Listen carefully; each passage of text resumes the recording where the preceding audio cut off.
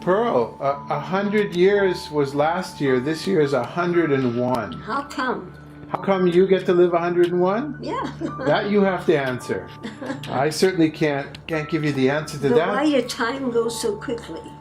Well, I think every year is less of a percentage of your life, right? I'm very politically active. My husband was active in Chicago.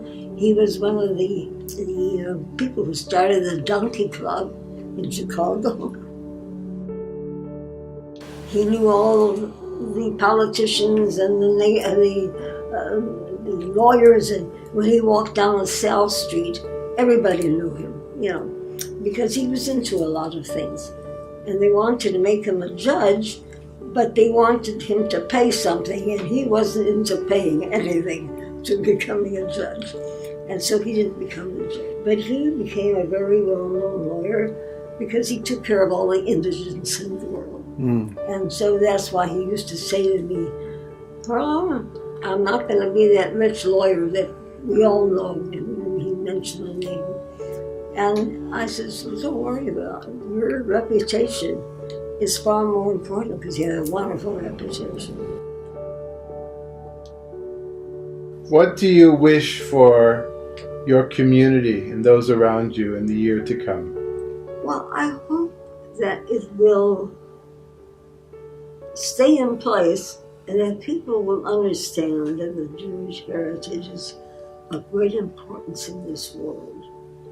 That's what I'd like to leave, because we have done so much in every area of life, whether it's music or philosophy or whatever. It's such an enormous field that I would have to mention. That I think that we have to teach other people how to appreciate us instead of having so much anti-Semitic stuff. And so we have to do that. And there has to be a way to do that.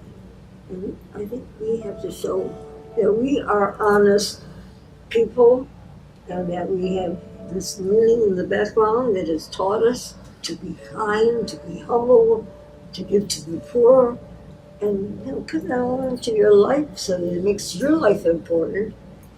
Because my mantra of cope and hope, the Judaism has always had to cope and hope. I do have pain, but I say to myself, it's 10% pain and 90% attitude.